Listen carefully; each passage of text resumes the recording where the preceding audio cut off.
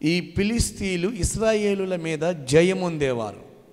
కారణము అక్కడే రాయబడి ఉంది, వారు యెహోవాను అనుసరింపకుండా ఉన్నారు. అంటే ఆయన చెప్పిన మాట ప్రకారంగా జీవించకుండా అన్యులతో సహవాసం చేసి వారి యొక్క అస్తారోతు దేవతని, ఈ అన్య దేవతల్ని అనుసరించి వారు జీవించారు కనుక వారు వేదనకు గురి అయ్యారు.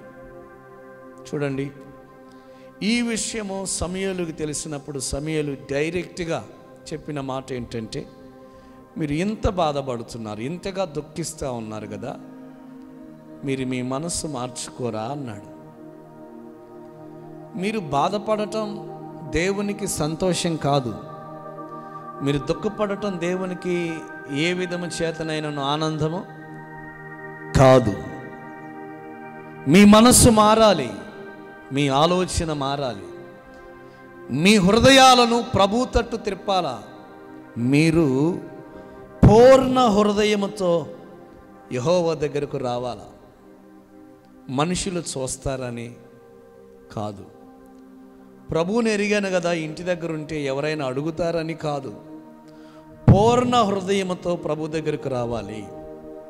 నీ హృదయమును ఆయన తట్టు తిప్పాలా. కూర్చున్నంత మాత్రాన కాదు.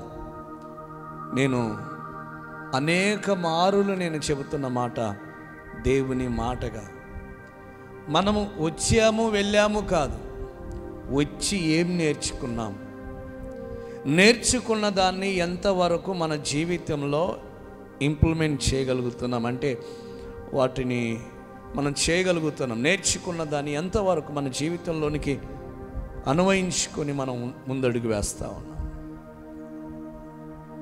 నా ప్రియులరా, సమూయేలు వారితో చెప్తున్నాడు, ఇకనైనా మీరు ప్రభు తట్టు తిరగండి.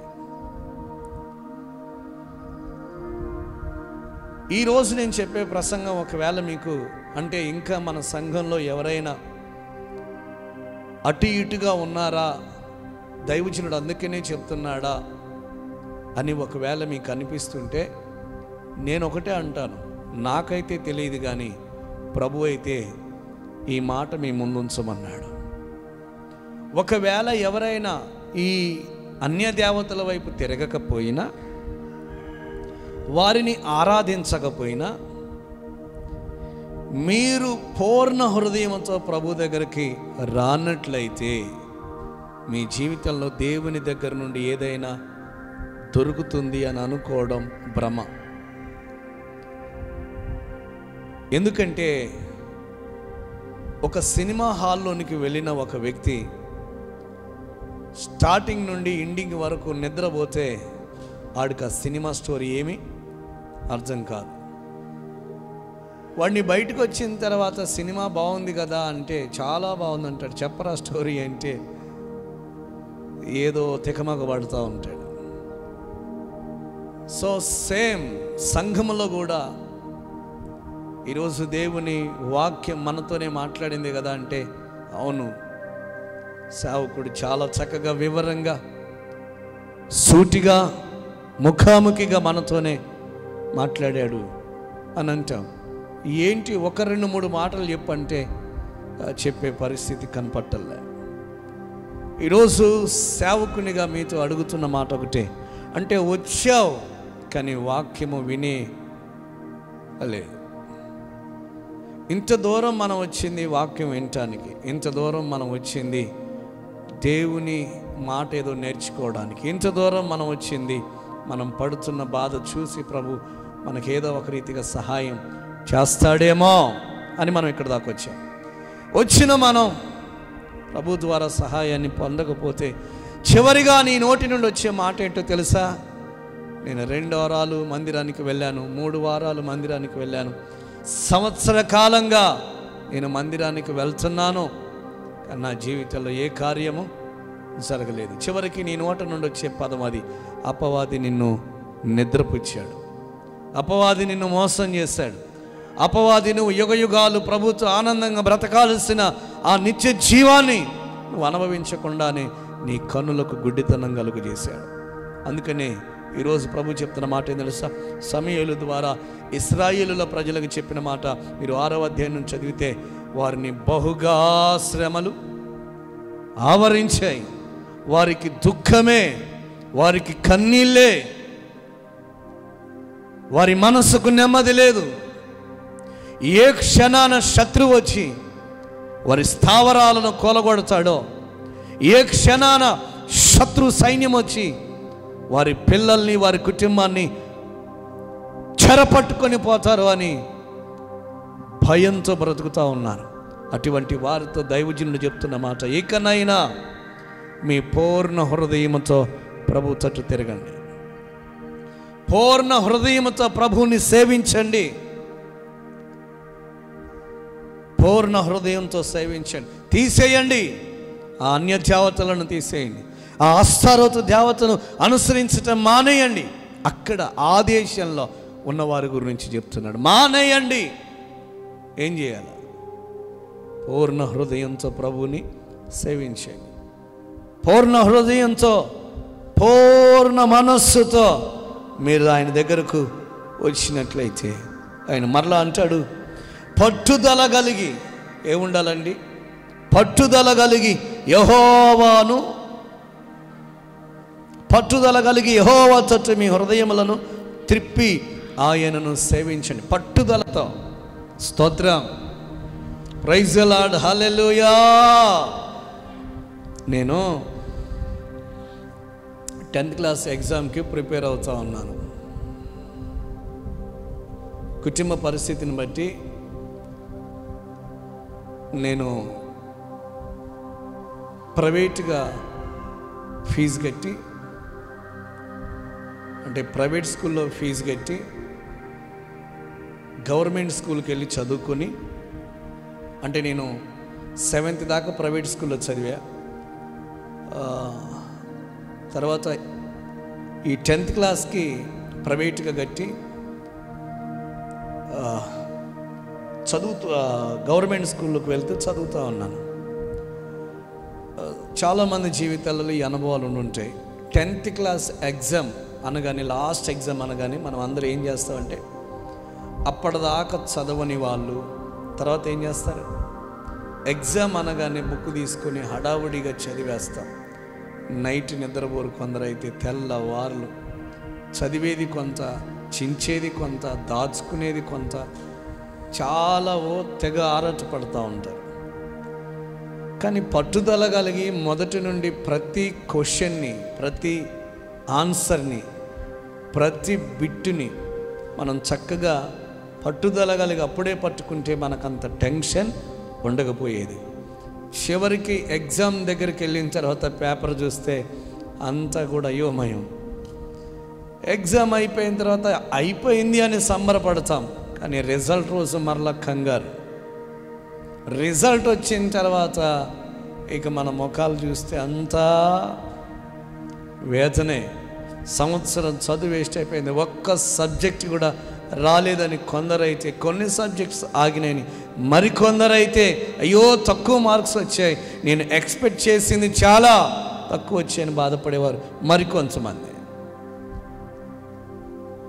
పట్టుదల కలిగి అప్పుడు చదవలేకపోయేసరికి లాస్ట్కి వచ్చేసరికి ఫెయిల్ అయిపోయి దుఃఖమే మిగిలింది. చాలామంది సూసైడ్ చేసుకుంటున్నారు ఇదే అనుకొని. వినండి జాగ్రత్తగా.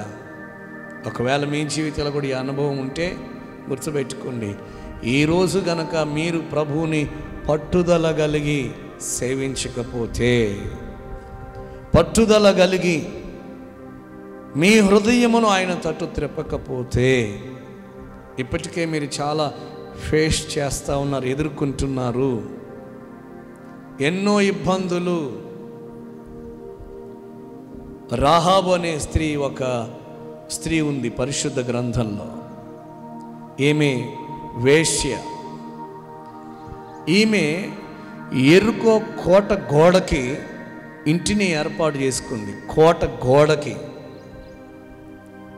ఎరుకోలో కాదు, ఎరుకో కోట గోడకి ఇంటిని ఏర్పాటు చేసుకుంది. ఈమె ఒక వేశ్య. ఈమె దేవుని యొక్క శక్తిని గురించి సమాచారం వింది, తెలుసుకుంది. ఈమె ఎరుకోలో లేదు, అలాని ఎరుకోకి బయట లేదు, ఎరుకో కోటగోడలో ఉంది. యేసు క్రీస్తుని ఎరిగిన ప్రజల పట్ల ఆ దేవుడు ఎన్ని అద్భుతాలు చేస్తూ ఉన్నాడో తెలుసుకుంటుంది. ఎందుకంటే ఎవరో ఒకరు ఆమె దగ్గరికి 5-10 నిమిషాల సుఖం కోసం వెళ్ళిన వారు ఆమెతో ఈ దేవుని గురించి ముచ్చటించి ఉండొచ్చు.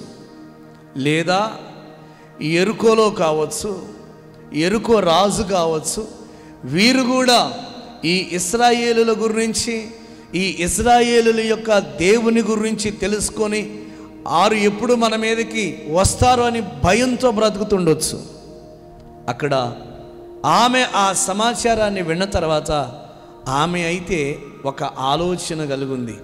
ఏంటంటే, నేను కూడా ఆ దేవునిని సేవించాలి. హల్లెలూయా! నేను కూడా ఆ దేవునిని, మీరు ఇక్కడికి వచ్చినప్పుడు ఈ ఎరుకోని మీరు ఆరాధించే దేవుడు మీకు అప్పగిస్తాడు, అది మాకు తెలుసో.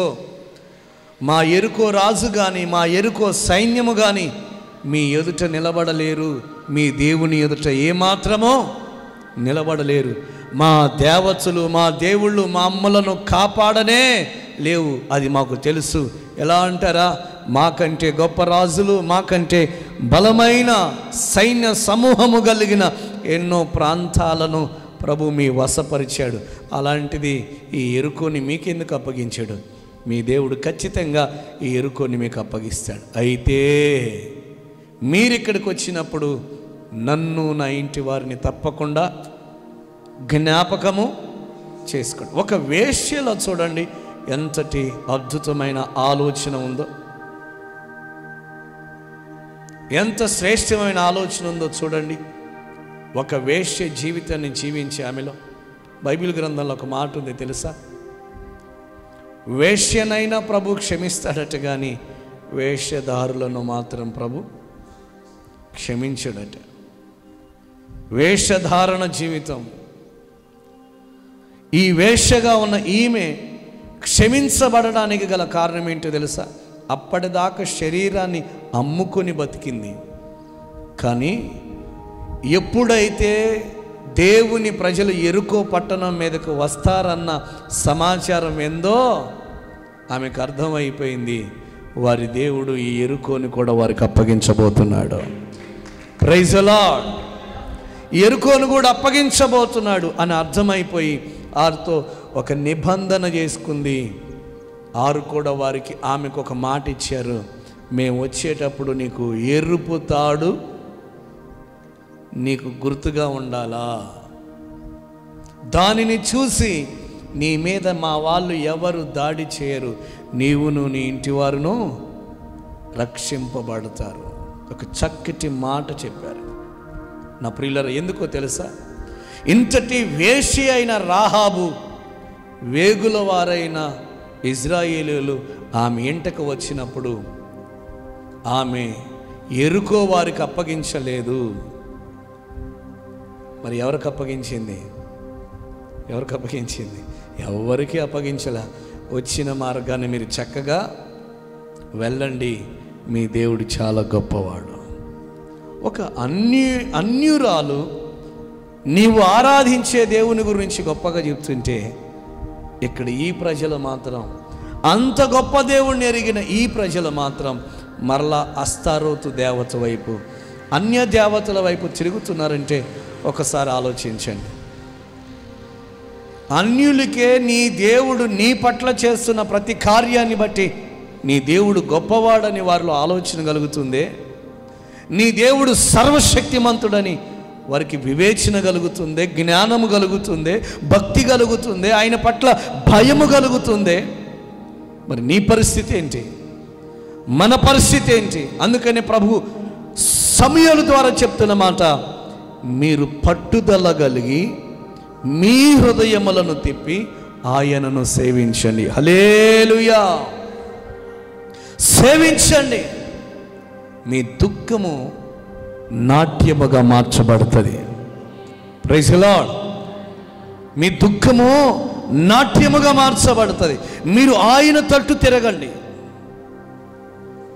ఈ మాటలు విన్న తర్వాత ఈ ఇశ్రాయేలు ప్రజలందరూ కూడా అక్కడ రాయబడుతుందండి 4వ వచనంలో, అంతటా ఇశ్రాయేలీయులు బయలు దేవతలను అస్తారోతు దేవతలను తీసేసి, గట్టిగా చప్పట్లు కొట్టి ప్రభువుని గణపరచుదాం, యెహోవాను మాత్రమే సేవించిరి. నేను ఒక మాట మీకు చెప్పాలని అనుకుంటున్నాను. యెహోవాను మాత్రమే వారు సేవించడానికి గల కారణం ఏంటంటే, వారు అప్పటిదాకా ఆరాధిస్తున్నటువంటి వారి వల్లనే వారికి కష్టాలు. స్తోత్రం, హల్లెలూయా. నా జీవితంలో జరిగిన ఒక చిన్న సంఘటన చెప్తాను. నేను ఇంచుమించుగా 15 రోజులు అన్నం తినలేను. 15 రోజులు చాలా వీక్ అయిపోయినా. నా దగ్గర నుంచి ఒక రకమైన స్మెల్ వస్తూ ఉంది. చాలామందికి ఏంటంటే జ్వరం వస్తే పిల్లలకి స్నానము చేయించరు. పెద్దోళ్ళు అయినా సరే మ్యాక్సిమం వాళ్ళకు ఓపిక లేకపోతే స్నానం చేయరు. 15 రోజులు మనసు మీదన పడుకున్నా, తినటానికి లేదు, ఏది వెళ్ళినా వామిటింగ్ అవుతూ ఉంది. నాకు జరగాల్సినవి జరుగుతూ ఉన్నాయి. నేను ఒక రోజున మా అన్నగారికి ఆరోగ్యం బాగలేకపోతే చాలామంది చెప్పిన మాట ఏంటంటే, మీ ఇంటికి ఏదో ఒక దేవత వచ్చింది, ఆ దేవతను మీరు పెట్టుకోవట్లేదు, అందుకని మీకు ఈ కష్టాలని చెప్పారు. సరే, ఏ దేవత అడుగుదాం ఒకసారి, ఆ దేవతను పెట్టుకుందాం, మన్న బతకాలి అని నేను, నా భర్త బ్రతకాలని మా వదిన ఇద్దరం కలిసి సరే అడుగుదాము అని వాక్ అడగడానికి వాక్ చెప్పే మనిషిని కలిశాను. ఆ మనిషిని కలవగానే ఆ మనిషి ఏది చదవాలో అది చదివింది. ఆమె మీదకు హల్లెలూయా ఆ ఆత్మను తెచ్చుకుంది. అంటే ఆమె చదవాల్సింది మొత్తం చదివి ఆ ఆత్మను మీదకు తెచ్చుకుంది. ఇక మాకు చదవటం ప్రారంభించింది. ఇక చదివే మాటలలో ఒక మాట చెప్పింది, బీబమ్మ చదవాల్సింది చదివింది. చదివి చెప్పిన మాట ఏంటో తెలుసా, వీడిని 15 రోజులు మంచం మీద పడుకోబెట్టినా కానీ వీడికి బుద్ధి రాలేదు అని. అసలు తెలియదు. 15 రోజులు నేను మంచం మీద పడుకున్నా. ఈ 15 రోజులు మంచం మీద వీడిని నేనే పడుకోబెట్టినా వీడిని నేను చంపుదామని అనుకున్నా అని చెప్పింది. కనీసం అట్టికాయ గింత కూడా లోపలికి పోలే. ఒక రకమైన స్మెల్ వచ్చేది. స్తోత్రం. ఇప్పుడు ఏమనాలా, నాకు మామూలు కోపం రాలా. అప్పుడు నాకు ఇంచుమించుగా 15 సంవత్సరాలు ఉంటాయి. మామూలు కోపం రాలా నాకు. పడుకున్న అంటే ఈ మధ్యకాలంలో డీజేలో ఒక పాట వస్తుంది కదా, ఆ పాట ఎక్కులు పట్టినట్టుగా పాట ఉంటుంది. అంటే వీళ్ళు బాగా కింద పడి బొరలాడుతూ ఉంటారు. ఓకే, తెలుసు కదా మీకు, మీరు వినకపోవటం ఏంటి. ఇక అట్లా ఎక్కులు పడతా చెప్తా ఉంది. ఎక్కులు పట్టి అనుకొని చెప్తా ఉంది. సో మొత్తం చెప్పిన తర్వాత నాకు అనిపించింది, పడుకున్న మనిషి 4 తన్నులు అంతే పోయిద్ది అనుకప్ప. ఆమె కాదు కదా నన్ను బాధ పెట్టింది, ఆమె కాదు అని ఇంక చాలా విషయాలు చెప్పింది. నేను అవన్నీ చెప్పదలుచుకోవట్లేదు మీకు. సో అప్పుడు నాకు అనిపించింది, అంటే నన్ను చంపాలన్నది దాని ప్లానా, అంటే దానికి పెట్టుకోకపోతే మమ్మల్ని చంపుతుందా అంటే ఇంకేం చెప్పిందని, మీ నాన్న కూడా చంపింది నేనే అన్న. ఇప్పుడు మీ దగ్గరికి ఎవరైనా వచ్చి, అరే అనిలు నీ షాప్ అంతా ఏంటిది జనం రాకుండా ఆపేది నేనేరా అంటే, సరదాగా అన్నా కానీ ఎంత కోపం వస్తుంది. జస్ట్ జనం రాకుండా ఆపేది నేనేరా అంటే భయంకరమైన. అలాంటిది నేనేరా నిన్ను చంపాలనుకుంది, లేకపోతే నిన్ను చంపిందంటే ఇంకెంత కోపం ఉండదు. సో మాట అంటే భయంకరంగా కోపం అనిపించింది. ఇక్కడ మనం ఆలోచన చేస్తే వీళ్ళకి కష్టాలు ఎందుకు వచ్చినాయి అంటే, అందుకే జీవము కలిగిన దేవుణ్ణి వదిలిపెట్టి ఏదో ఇంటికి ఏదో అంటిందని, ఒంటికి ఏదో అంటిందని, ఇంకెక్కడేదో తగిలిందని, దాన్ని పోగొట్టుకోవాలంటే ఎక్కడికో పోవాలని ఇవన్నీ చేసి దేవునిని ఆరాధించే క్రమాన్ని మర్చిపోతా ఉన్నాం. చక్కగా ఇల్లు కట్టుకునేటప్పుడు ఒక ఇంజనీర్ని పిలువు, చక్కగా ప్రార్థనా పూర్వకంగా ముగ్గు పోయించు. లేదా ఏదైనా వివాహ కార్యక్రమం ఇంట్లో జరగాలి అని అనుకుంటే సేవకుని దగ్గరకు రా, మంచి మనసుతో రా, ప్రార్థనాపూర్వకంగా రా. దేవుడు ఒక రోజు నిర్ణయిస్తాడు. వాక్యానుసారంగా వివాహం ఎట్లా చేయాలో అడుగు. వాక్యానుసారంగా చేయటానికి మేము సిద్ధం. వాక్యానుసారంగా వివాహం చేసుకోవడానికి నీకు మనసు ఉంటే ఆ వాక్యం ఏం చెప్తుందో దాన్ని మీకు వివరిస్తాం. ఒక గృహ ఓపెనింగ్ చేయాలంటే నీకు తెలియకపోతే ప్రార్థనాపూర్వకంగా సేవకుని దగ్గరకు రా. సేవకుడు ప్రార్థనాపూర్వకంగా పరిశుద్ధ గ్రంథంలో ఏం చెప్పబడుతుందో దాని గురించి మీకు చెప్తాడు. మీరు వెళ్ళాల్సింది ఎక్కడికి? ప్రభుని సేవించే మీరు ఎక్కడికి వెళ్ళాలంటే ప్రభు సన్నిధికి రావాలా, సేవకుని దగ్గర అడగాల. లేదండి నేను అక్కడ పెళ్లి రోజు పెట్టుకొని వచ్చినండి, మీరు వచ్చి తాళి కట్టియాలండి అంటున్నారు.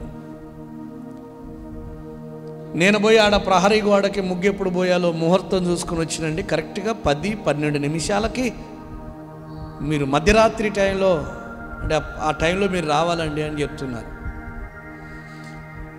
పూర్ణ హృదయంతో మీరు ప్రభు తట్టు తిరగకపోతే మీరు దుఃఖపడతా ఉంటారు, కష్టపడతా ఉంటారు, మీకు భయంకరమైన శ్రమలు విస్తరిస్తాయి. యెహోవాను విడిచి తిరుగు వారికి శ్రమలు విస్తరిస్తాయి అని రాయబడింది. మనం ఆయనను విడిచి తిరుగుట మనకి క్షేమం కాదు. మనం ఆయన కాపుదల వద్దనుకొని పోతేనే మనకు నష్టం. ఎవరో మనకు క్షేమాన్ని కలుగజేస్తారనేది అవాస్తవం. జక్కేపల్లిలో ఫస్ట్ టైం నేను మేము ప్రార్థన ఏర్పాటు చేసినప్పుడు ఒక ఫ్యామిలీ ఉండే, చక్కగా కుటుంబం అంతా రక్షణ పొందింది. నా అనుదిన ప్రార్థనలో ఇప్పటి వరకు ఆ కుటుంబం కొరకు ప్రార్థన చేస్తూ ఉన్నాను.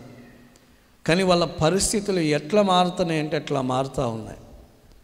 దేవునిని విడిచి మనం ఏం సాధించలేం నాకు తెలిసిన ఊహ ప్రకారం. ఎందుకంటే నేను కూడా ఒకప్పుడు లోకంలో నుంచి ప్రత్యేకపరచబడిన వాడిని. ఏదో నేను పుట్టకతోనే క్రైస్తవుని, ఇక యేసు ప్రభు తప్ప నాకు వేరే లోకం లేదు అంటానికి లేదు.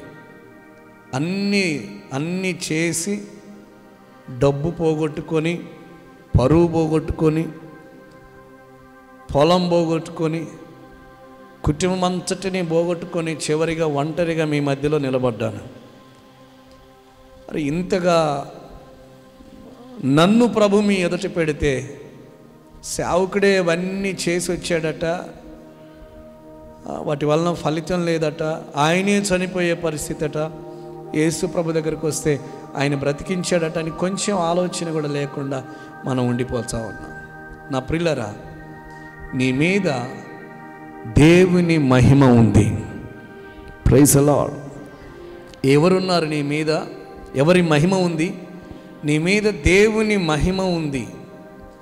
నీ మీద దేవుని మహిమ ఉన్నప్పుడు ఎవడో చెప్తాడు నీ మీద దెయ్యం కూర్చుంది అని, ఎవడో చెప్తాడు నీ మీద దరిద్రం కూర్చుంది అని, ఎవరో చెబుతారు నిన్ను తరతరాల నుండి శాపం వెంటాడుతూ ఉంది అని. ఎందుకు ఇవన్నీ నిన్ను వెంటాడుతూ ఉన్నాయి? ఎందుకు నీకు ఇది జరుగుతూ ఉందంటే నీవు జీవము కలిగిన దేవునిని విడిచిపెట్టావు, పట్టుదలగా పట్టుకోలే. నేను ఒకసారి నా జీవితంలో ఫస్ట్ టైం ఒకసారి డ్యాన్స్ వేసిన నా ఫ్రెండ్ పెళ్ళికి. ఆడికి తప్ప నేను ఎప్పుడు డ్యాన్స్ చేయాలి పబ్లిక్గా రోడ్డు మీద. ఏదో అంటారు కదా, పోకపోతే ఇది వస్తుంది అన్నట్టుగా నేను వేయక నాకు రాదు డ్యాన్సు. అట్లా వేయటానికి పోతే ఒకడు బాబాయ్ వరుస అవుతాడు. వాడు వచ్చి కొత్తగా మంచి సొక్క అనమాట, 2-in-1 సొక్క. ఫస్ట్లో అప్పుడు వస్తూ ఉంది 2-in-1 సొక్క, అంటే ఎటైనా వేసుకోవచ్చు. చాలా ఇష్టంగా కొన్నా, చాలా మంచిగా ఉంది, అది చాలా సంతోషంగా వాడి పెళ్ళికి కొన్నా. బాబాయ్ వరుస తోటి యవనస్తుడు ఒకడు వచ్చి డ్యాన్స్ వేయటానికి లాగాడు. లాగిన తర్వాత డ్యాన్స్ చేస్తూ ఉంటుంటే వాడు గట్టిగా పట్టుకొని ఇక్కడ పట్టుకొని ఇటు పట్టుకొని సొక్కా మాత్రం చింపాడు. మామూలు కోపం రాలే. ఆ సొక్క వాడి ముఖం మీద ఇసిరి, నువ్వు ఇలాంటి సొక్క కనుక తీసుకురాకపోతే ఇక నీ సంగతి ఎట్లా ఉండదు తర్వాత చెప్తానే. కోపం ఆ పెళ్ళికి పోలా పాడుకోవాలి, అక్కడి నుంచి వెనక్కి తిరిగి వచ్చిన వాడిని నిజంగా చెప్పాలంటే నెల రోజులు టార్చర్ పెట్టిన. బాబాయ్, వరుస బాబాయ్ అవుతాడు పాపం, వాడు ఇప్పుడు లేడు, లోకాన్ని వదిలిపెట్టి వెళ్ళిపోయాడు. రీసెంట్గా నేను మన మధ్య చెప్పినా కదా, ఉరి పెట్టుకొని చచ్చిపోయాడు. భార్య పుట్టింటికి పోయింది, రాలేదు. భర్త వెళ్ళాడు, రా అమ్మాయి అన్నాడు, రానంది. మీ అమ్మని తీసుకొని రా అంది. అమ్మని తీసుకొని పోదామని అనుకున్నాడు. అమ్మ రెడీ అవుతుంది. భార్య రాదనుకున్నాడు ఏమో, వీళ్ళ అమ్మగారు తలస్నానం చేసింది. స్నానానికి పోయి వచ్చే లోపల మనోడు ఇంట్లోకి పోయి ఉరి పెట్టుకున్నాడు. అందుకనే మీ చేతిలోనే ఉంది రాజ్యం అంతా, వీళ్ళ చేతిలో కూడా ఉంది. హల్లెలూయా. అంటే దాన్ని అంత గట్టిగా పట్టుకున్న నెల రోజుల వరకు నువ్వు సొక్కా కొనిస్తావా, కొనివా? ఇది నాకెందుకు చెప్పుకున్నానంటే, మీకు చెప్తే మీ మొఖాలన్నీ ఇట్ అయిపోతున్నాయి కనుక మీకు చెప్పటం ఎందుకు, నాదే చెప్తున్న స్టోరీ. మీరు కూడా చాలా పట్టుకుంటున్నారు, అలాంటి చాలా పట్టుకుంటున్నారు. కానీ పట్టుకోవలసిన దేవుణ్ణి పట్టుకోవట్లే. యోబు ఏది పట్టుకోవాలో దాన్నే పట్టుకున్నాడు. మనోళ్ళకి ఎవరికైనా ప్రార్థన చేయమని ప్రార్థనకు అవకాశం ఇస్తే వీళ్ళు చేసేది ఏంటంటే, ప్రభువా ఒకప్పుడు ఉన్నాడు సంఘం లేరయ్యా, ఒకప్పుడు ఉన్నాడు ఏమైంది సంఘానికి? ఏమైందంట? పచ్చకాయంలో వచ్చినట్టు లోకమంతా పచ్చగా ఉన్నట్టు ఒకప్పుడు ఉన్నట్లేదా? ఏమైంది సంఘానికి? నువ్వు పలికే ఆ దరిద్రమైన మాటే సంఘాన్ని అట్ట చేస్తుందేమో. రెండంతలుగా ప్రభు మేలు చేయబోతున్నాడు. హల్లెలూయా. ప్రార్థన చేయండి వాడట్ట అంటే ఇవన్నీ మనకేంది? నేను అదే చెప్తాను, మనకెందుకు అసలు? ఒకటే చెప్తున్నా, ఆ రోజు నుంచి ఈ రోజు వరకు రాజు అయినా, ప్రవక్త అయినా, ఫాస్టర్ అయినా, పరిచారకుడైనా, విశ్వాస అయినా ఎవరు కూడా వాక్యానికి అనుకూలంగా లేరు. ఏదో ఒక చిన్న మిస్టేక్లు జరిగినాయి, మరలా సరిదిద్దుకున్నారు, రోషంగా నిలబడ్డారు. మనం వాళ్ళను కూడా అన్నారు. ఇదే ఫిలిష్తీయులు న్యాయాధిపతుల గ్రంథంలో ఇశ్రాయేలుల ప్రజల మీద యుద్ధం చేయడానికి వస్తే, వాళ్ళు ప్రార్థన చేస్తే ఇశ్రాయేలుల ప్రజలను విడిపించడానికి దేవుడు ఒక భార్యాభర్తలతో మాట్లాడి వారి గర్భాన్ని తెరిచి వాళ్ళ గర్భంలో ఎవరిని పెట్టాడు? ఒక కుమారుడిని పెట్టాడు. ఆ కుమారుడి పేరు ఏం పేరు? సంసోన్. ఆన్ పెట్టి బయటికి తీసుకొచ్చి వాడితో యుద్ధం చేపిస్తే చివరికి బలమంతా ఏడుందయ్యా అంటే దువ్వుడికి ఒకసారి సీక్రెట్ చెప్పాడు. మొత్తం తెల్లారిపాటికి గుండు కొట్టించింది. అని లేచాడు. అని లేక తేడా నుంచి వస్తుంది, ఇంకా పోవాల్సింది మొత్తం పోయింది. ఆగిందా? చెప్పండి గట్టిగా. సాంసోన్ చరిత్ర క్లోజ్ అయిందా? క్లోజ్ కాలే. విషయం ఏంటో తెలుసా? సాంసోను ఈ ఒక్కసారి నాకు బలమేమని ఆయన ఆ బిల్డింగ్ అంతా కూల్చాడు. కానీ అట్లా కాకుండా కొంచెం తెలివిగా ఆలోచించి, ప్రభువా ఈ సంఖ్యలు తెంచడానికి శక్తి నీవు, వీళ్ళందరినీ చంపడానికి నీ కృపనివ్వు అంటే ఖచ్చితంగా జరిగేది. హల్లెలూయా. కానీ సాంసోన్ ఏం చేశాడు తెలుసా? ఒక్కసారి నాకు సహాయం చేయి ప్రభు అని చెప్పేసి ఎంటకలు మొలకెత్తుతున్నాయి. మళ్ళా ఎవరికి చెప్పండి గట్టిగా? బోడుగుండు అయినట్టు ఉండదు. అర్థమవుతుందా? ఉంటుందా? బోడుగుండు అయినట్టు. అమ్మో, ఏడకు పోయి గీకినా మళ్ళా ఇంట్రకలు వస్తాయి. ఆత్మీయంగా నువ్వు పూర్తిగా డ్యామేజ్ అయినా మరలా ప్రభు చిగురింపజేస్తాడు.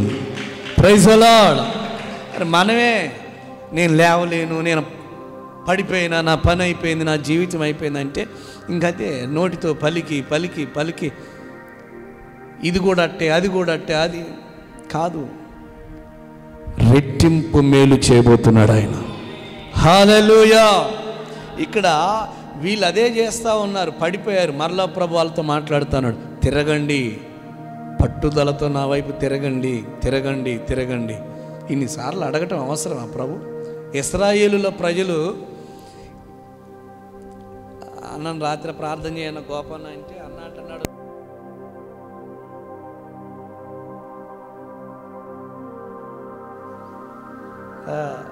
జాగ్రత్తగా వినాలి. ఎన్ని సంవత్సరాలు? 40 సంవత్సరాలు కాదు, 400 సంవత్సరాలు. 40 సంవత్సరాలు ఎప్పుడయ్యాయంటే ఈ అడవిలో తిరిగింది. ఈ 40 సంవత్సరాలు కూడా దైవజనుణ్ణి, దేవుణ్ణి భయంకరంగా ఒకటే సనుగుడు. పాస్టర్ గారు వచ్చి, మోషే గారు వచ్చి, అమ్మా నువ్వు ఈ తప్పు చేసిన వాట శిక్ష వస్తుందని అంటే ఈ పాస్టర్ పనేమి లేదు, పొద్దాక నన్నే ఆడగబోయి కాలేబుతో చెప్పిండు, కాలేబా పూర్ణ హృదయంతో మనం ప్రభువుని సేవించాలంటే కాలేబు అంటాడు, దైవజనుడా నీకు దేవుడు ఏం చెప్పాడో నాకు అది చెప్తున్నా కదా, ఖచ్చితంగా పూర్ణ హృదయంతో. ఈయన ఆడకపోయి మళ్ళా ఎవరితోటి దొంగతనం చేసింది? ఎవరండి బంగారం తీసుకుంది? ఆకానండి. ఆకాన్ దగ్గర పోయి, రే ఆకాను నువ్వు చేసిన పని మంచి, నేనేం తప్పు చేసినా అని ఆకాను అంటున్నాడు. ఒరే దేవుడు చెప్పిండు రాకాను, నువ్వేరా గుంపుకు తెప్పలా, బతుకు మార్చుకోరా ఆకాను అంటే. ఇట్లండి, ఒకళ్ళేమో విధేయతతో స్వీకరించారు, ఒకరేమో తప్పు చేసినా నేను చేయలే. అప్పుడప్పుడు బీబమ్మ అంటది, పిల్లట పాలు తాగేటప్పుడు తాగా అనిలన్నా, తాగేటప్పుడు తాగా అన్నా చెప్పండి అమ్మా. ఏం చేస్తుంది అమ్మా? కళ్ళు మూసుకుంటుంది. ఏమనుకుంటుందట? అది అనుకుంటుందో అనుకోదు నాకైతే తెలియదు, కానీ మనమైతే అనుకుంటున్నాం. నన్ను ఎవడు చూడట్లేదు. తర్వాత ఆ పిల్లి మూతికి ఏమన్నా అంటే ఏం చేస్తుంది మరి? అది తాగుతుంది. అవి కూడా సర్లే నాగుతుంది, ఏదో ఒకటి చేస్తుంది. సో గమనిస్తే చేసేది చేస్తా ఉన్నా, నేను చేయలే అంటే ఎట్లా? Praise the lord. ఇక్కడ గమనించి 40 సంవత్సరాలు దేవుని ప్రజలు దేవుణ్ణి, మోషేని విసికించారు. అయినా వదిలిపెట్టాడా? ఆయన ఏమంటాడు తెలుసా? పక్షిరాజు తన పిల్లల్ని రెక్కలపై మోసినట్లు ఈ 40 సంవత్సరాలు నా పిల్లల్ని మోసానన్నాడు. ఊపిరి ఉందా? ఇట్లెత్తినా కదా, హల్లెలూయా. 40 సంవత్సరాలు మోసే. మనమేమో ఇక నా వల్ల కాదు, నా పని అయిపోయింది, అయిపోయి మనం అంటున్నాం. నువ్వు పడినా ప్రభు లేపుతాడు, నువ్వు కృంగిపోయినా ప్రభు లేవనెత్తుతాడు, నిన్ను వదిలిపెట్టడు.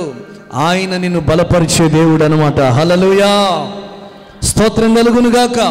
ఈ ప్రజలతో చెప్తున్న మాట, పట్టుదల కలిగి సేవించండి అనగానే వారు ఏంటో తెలియదు కానీ వెంటనే సేవకుని మాటకు స్పందించాలండి. కష్టాలు ఎక్కువైతున్నాయి, బాధలు ఎక్కువైపోతున్నాయి, అప్పులు ఎక్కువైపోతున్నాయి. జ్ఞానము కాదు, బలము కాదు, తెలివి కాదు, బంధు బలగం కాదు, ఏది జీవితంలో కష్టాలను తీసేయలేకపోయింది. అందుకని వీళ్ళు ఏం చేశారు తెలుసా? ఇక సేవకుని మాట వినాల్సిందే, పూర్ణ హృదయంతో ఆయన తట్టు తిరగాల్సిందే. హల్లెలూయా, ఆయన తట్టు తిరగాల్సిందే అని పూర్ణ హృదయంతో, పూర్ణ మనస్సుతో పట్టుదల కలిగి ఆయనను సేవించటం ప్రారంభించారు. ఆ ప్రతిమలు తీసేశారు. ఇప్పుడు మన దగ్గర ఏం పెద్ద పెద్ద ప్రతిమలు ఏమి లేవు, కానీ మన మనసులో కొన్ని ఉంటాయి, కొన్ని మూఢనమ్మకాలు, కొన్ని ఆచారాలు, మనుషులు కల్పించిన పద్ధతులు, దైవోపదేశములని కొంతమంది చెబుతూ ఉంటారు. ఒక పాస్టర్ గారు అన్నాడు, ఏమన్నాడంటే, అయ్యా సమాధులకు పోయి వచ్చినా కనుక మనం కాళ్ళు కడుక్కొని పోవాలా, లేకపోతే చచ్చిపోయిన వాళ్ళు సమాధులలో ఉండేవాళ్ళందరూ మనతో పాటే వస్తారయ్యా అన్నాడు.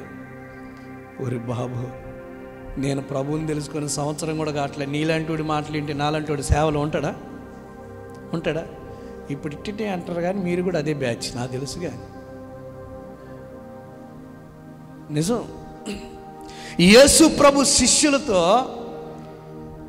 యోహాను శిష్యులు ఏమన్నారంటే, మీ వాళ్ళు చేతులు కడుక్కోకుండా, కాళ్ళు కడుక్కోకుండా తింటున్నారేంటి అన్నాడు. ప్రభు ఏమన్నాడు తెలుసా? ఒకసారి స్నానం చేసినోడు పొద్దాకల గడుక్కోవాల్సిన అవసరం లేదు. స్తోత్రం కలుగునుగాక. వీళ్ళేం కడుక్కోండి కడుక్కోండి కడుక్కోండి అన్నారు. దుమ్ము పడితే కడుక్కు తప్పులేదు.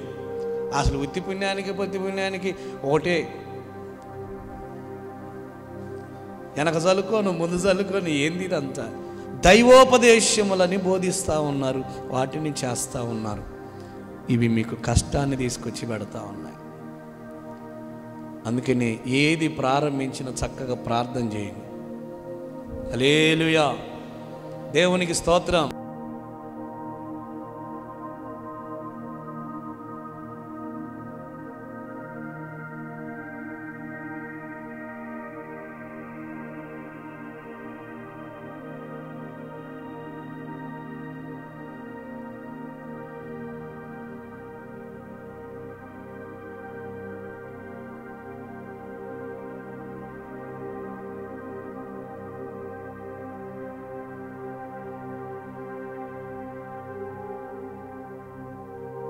చక్కటి ప్రార్థన జరిగింది. ఉపవాస ప్రార్థన అద్భుతంగా ఏర్పాటు చేశా. ఎట్లుండాలండి? ఏంటక్క నువ్వే కాదు లెక్క అందరూ ఉన్నారు అట్లనే. గేదెకు బెట్ట, ద్వారబంధానికి బెట్ట, పిల్లప్పుడు బెట్ట. ఎవరో వెనకటి కాలంలో సామెత చెప్తే నేనేమనుకున్నా నాకు తెలియదు. ఏమమ్మా నేను బొట్టు పెట్టి పిలవాలా అని చెప్పి వెనకటప్పుడు నాకు తెలియదు. ఈ బొట్లు పెట్టి చెప్పటమే అన్నా. అంటే ఇక్కడికి వచ్చినాక కొద్ది నేను తెలుసుకున్నా. హల్లెలూయా. కొన్ని దైవోపదేశములని భావించి అది దేవుడు చెప్పలే, కానీ అది దేవుడు చెప్పినట్లుగా అది చేయకపోతే మీకేదో కీడు ఏదో శాపమని మనుష్యులు చెప్పేదానికి భయపడి మీరు చేస్తూ ఉన్నారు. కానీ దేవుని వాక్యం చెప్పేదానికి మనం భయపట్టాలి.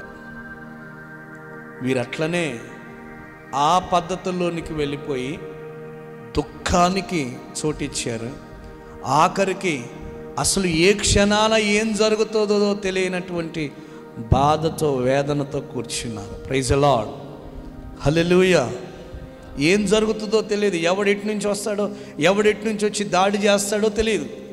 అంత భయంకరంగా. ఇప్పుడు ఇక చివరి మాటగా చదివి ముగించేద్దాం. 5వ వచనం.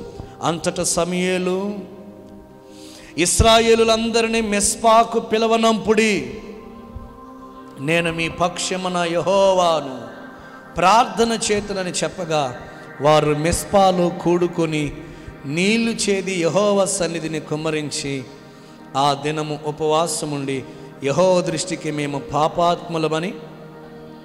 ఎక్కడ కుమ్మరించారు నీళ్లు? యెహోవా సన్నిధిని నీళ్ళు అట కుమ్మరించారట. అది క్రొత్త నిబంధన గ్రంథంలో కొట్టేశాడు. పాత నిబంధన గ్రంథంలో సగం నుంచి కొట్టివేయబడింది. అది నీళ్లు పోయటాలు లేవు. మనోళ్ళు నీళ్లు పోతూ ఉంటారు. దేవుడు వచ్చినాడు అని నీళ్లు పోతారు, నీళ్లు ఆరబోస్తారు.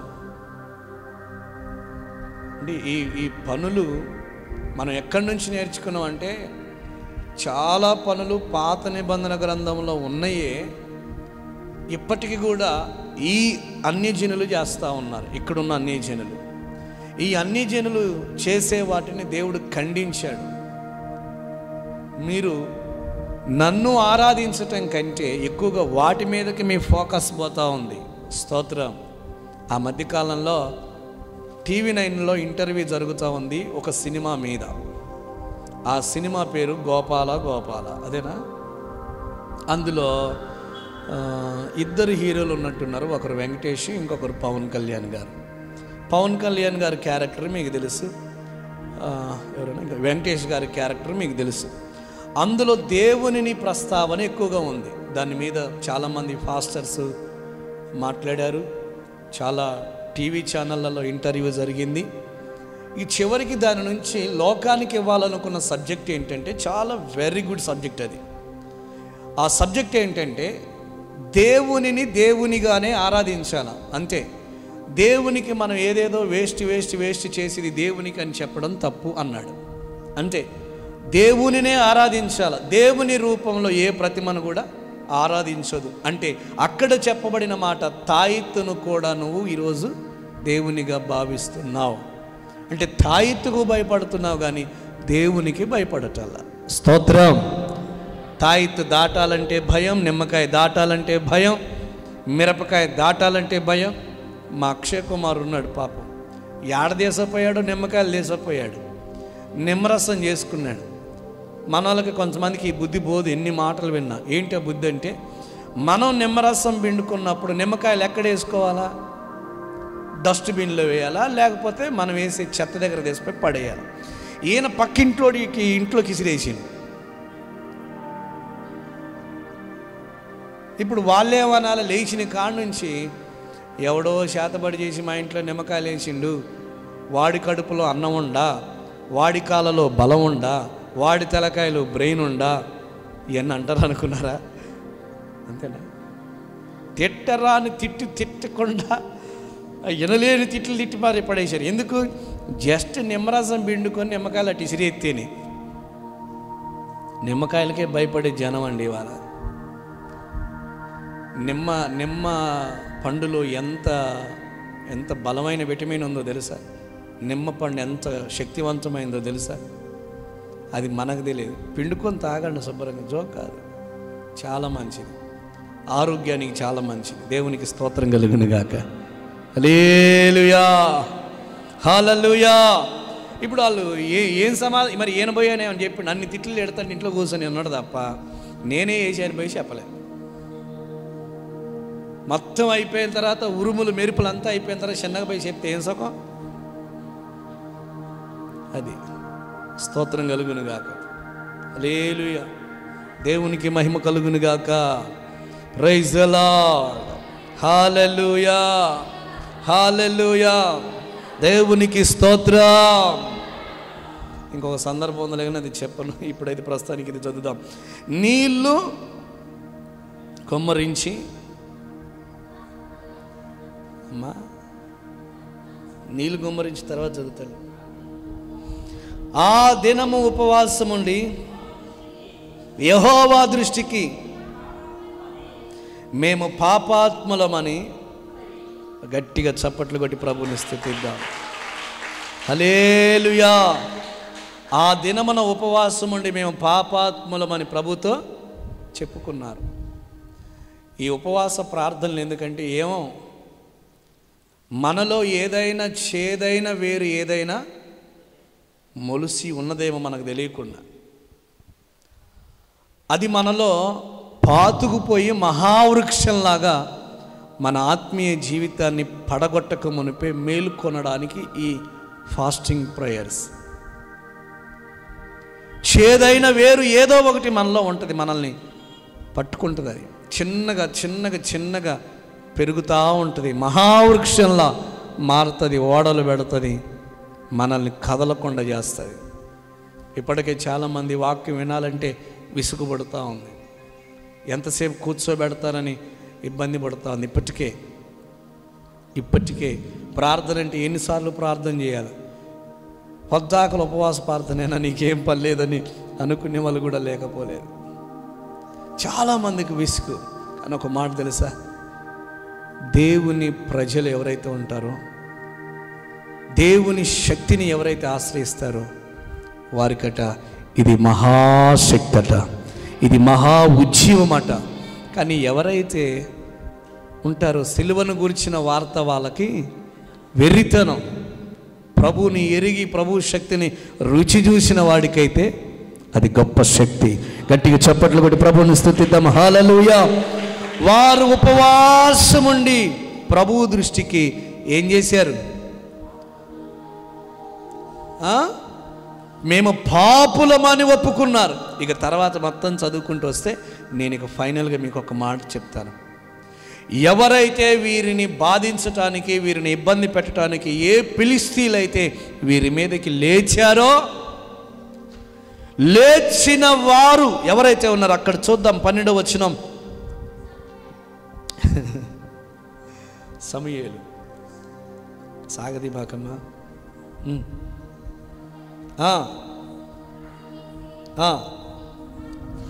అమ్మా 10 నుంచి చదువుతాను. 10 నుంచి చదవమ్మా. 9 నుంచి చదవండి. 9కి చాలు. 9 నుంచి 10, 11 చదువుతాం. రైట్. 9.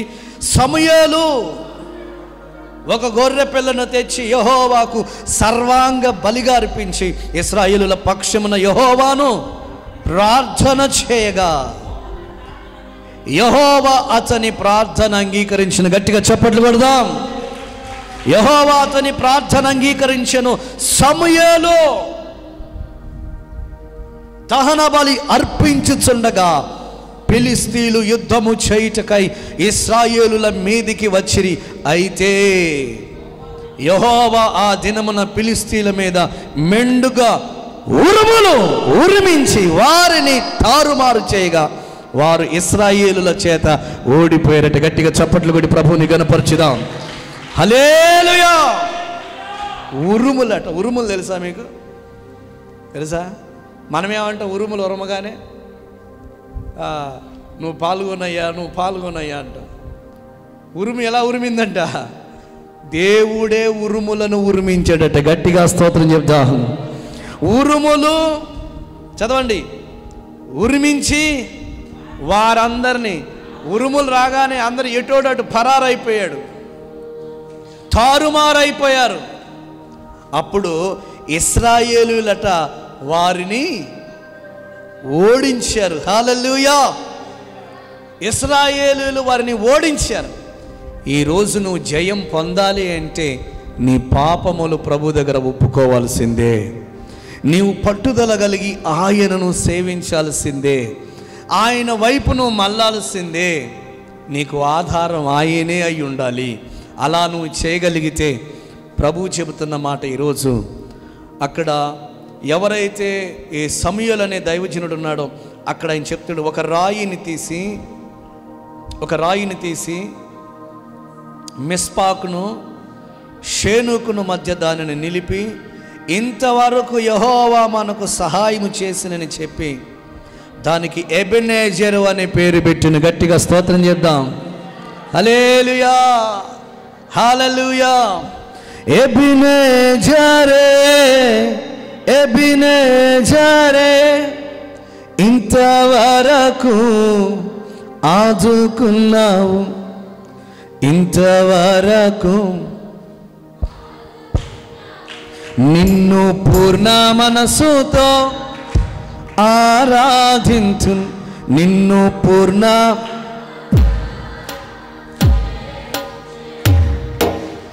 ఆరాధన, ఆరాధన యేసయ్యా, ఆరాధన. చేతులు పైకెత్తి చప్పట్లు కొడదామా? అందరు చేతులు పైకెత్తి, మగవారు కూడా. ఆరాధన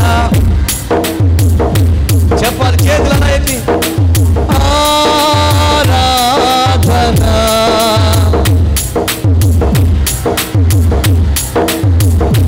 ఆమేన్. ఆరాధన. చేతులు ఎత్తి, చేతులు పైకెత్తి. ఆమేన్.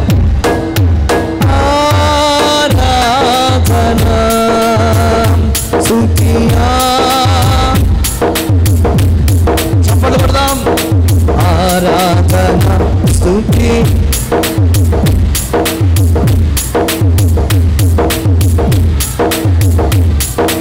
ఎబెనెజరే, ఎబెనెజరే, ఇంతవరకు నన్నాదుకున్నావే. ఎబెనెజరే, ఎబెనెజరే, ఇంతవరకు నన్నాదుకున్నావే, ఇంతవరకు నన్నాదుకున్నావే, ఇంతవరకు నన్నాదు. గట్టిగా చప్పట్లు కొడదాం. నిన్ను పూర్ణ మనసుతో, ఆమేన్, నిన్ను పూర్ణ మనసుతో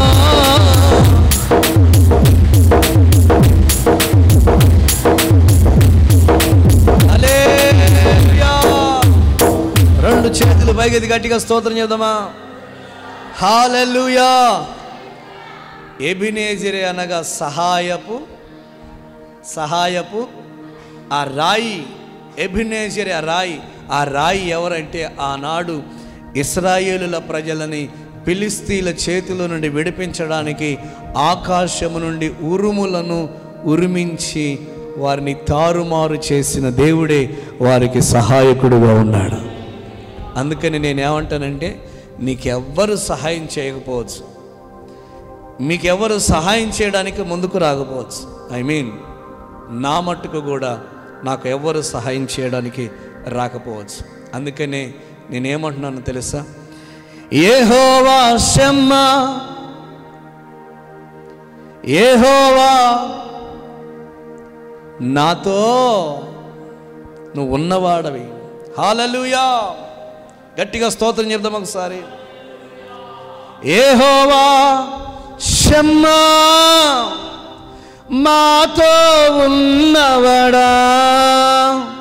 యెహోవా షమ్మా, మాతో ఉన్నవాడా, నాతో ఉన్నవాడా. యెహోవా షమ్మా, మాతో ఉన్నవాడా. యెహోవా షమ్మా. శుభవేళ స్తోత్ర బలి తండ్రి దేవా, ఆరాధనా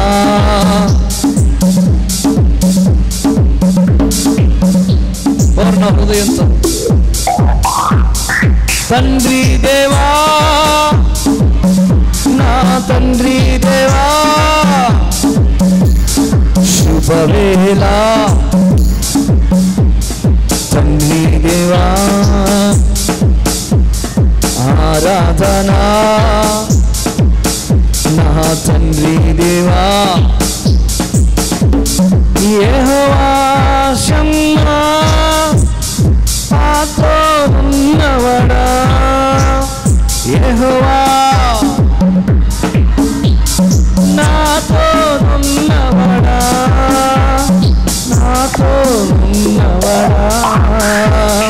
యెహోవా షమ్మా, మాతో ఉన్నవాడా. యెహోవా షమ్మా. శుభవేళ తండ్రి దేవా. హల్లెలూయా! గట్టిగా స్తోత్రం చేద్దాం. హల్లెలూయా, హల్లెలూయా. మా అన్నయ్య గారు హాస్పిటల్లో ఉంటే మేము హాస్పిటల్కి వెళ్తే మాతో పాటు ఒకటి సహాయంగా తీసకపోతే, మాకు సహాయంగా ఉంటాడని మేము అంత దూరం తీసపోతే, మాకు సహాయంగా ఉండకుండా పోయి బండికి ఇస్తీ కట్టుకోవడానికి పోయిండు ఒక ఆయన. ఓకే, వినబడదా?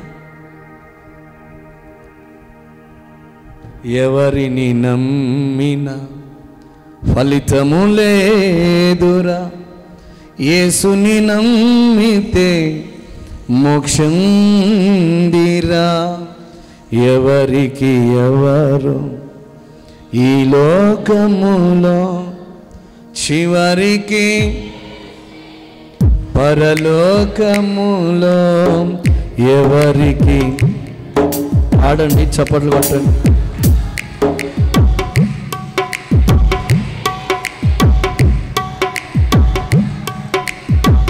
ధనము నీకుంటే అందరూ వస్తారు, దరిద్రుడవైతే.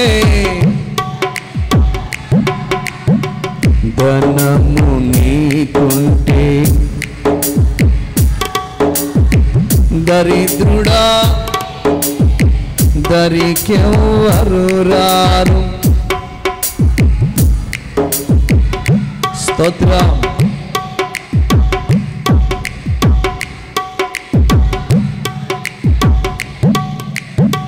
యేసుని నమ్మితే ఫలితం ఉందిరా. ఎవరికి ఎవరు ఈ లోకములో, ఎవరికి ఎవరు ఈ లోకములో చివరికి యేసే పరలోకములో. చివరికి యేసే పరలోకములో. హల్లెలూయా! గట్టిగా స్తోత్రం చెప్దాం. ఎవరెవరో మనకి సహాయముగా ఉంటారని మనం అనుకుంటాం, కానీ ఉంటారా? ఉంటారా? చెప్పండి, గట్టి చెప్పండి అమ్మా. ఉంటారా? కష్టాలలో వారికి ఎవరు సహాయం చేయలే. ఎవరెవరో ఆ దేవత ఈ దేవత అని సహాయం కోసం పోయారు, వాళ్ళ కష్టాలు పోలే. ఏ మనుషుడి నుండి వాళ్ళకు సమాధానం రాలే. చివరికి వారు ప్రభు దగ్గరకు వచ్చిన తర్వాతనే వారికి ఆయన సహాయం చేశాడు. హల్లెలూయా. సో మనసు పెట్టి మీరు ఆలకిస్తే గనక ఇప్పటికైనా మీ మనసు మార్చుకోండి. మీకు ఎవరి నుండి సహాయం రాకపోయి ఉందేమో, వస్తుందని మీరు చూస్తున్నారేమో. అయితే సహాయం చేసే దేవుడు, నేను ప్రకటించే దేవుడు ఖచ్చితంగా నీకు సహాయం చేయటానికి ఆయన సిద్ధంగా ఉన్నాడు. జస్ట్ ప్రార్థన. సేవకుడైన సమూయేలు ప్రార్థన చేసినట్లుగా నేను కూడా మీ కొరకు ప్రార్థన చేస్తాను. సో మీరు కూడా మీ పాపములను ఒప్పుకొని మీ జీవితాలను మార్చుకోవడానికి మిగిలి ఉన్న ఈ 21 days ఫాస్టింగ్ ప్రేయర్లో 21 రోజు ఉపవాస ప్రార్థన ఉంది. ఇంకా ఈ 21 దినాల ఉపవాస ప్రార్థనలో కంటిన్యూగా పాల్గొనగలిగితే, ఉపవాసం ఉండి ప్రభు దగ్గర వేడుకున్నట్లుగా వేడుకోగలిగితే మీ దుఃఖ దినములు సమాప్తములు కాబోతా ఉన్నాయి. ఆమేన్. నిశ్చయముగా ప్రభు మీ ప్రార్థనకు సమాధానం ఇవ్వబోతున్నాడు. మూయబడిన ప్రతి ద్వారాన్ని ఆయన తెరవబోతా ఉన్నాడు. హల్లెలూయా. సమూయేలు ఏ రీతిగానైతే ఒక రాయిని నిలిపి, ఇది మనకు సహాయపు రాయి, సహాయం చేశాడు ప్రభు అని చెప్పడానికి ఒక గుర్తు, ఆయన ఎబెనేజర్గా మనతో ఉన్నాడు అని ఆ రాయిని చూసినప్పుడల్లా మనం గుర్తుంచుకోవడానికి అని ఒక పేరు పెట్టినట్లుగా ఈరోజు నీ జీవితంలో గుర్తుండిపోవాలా.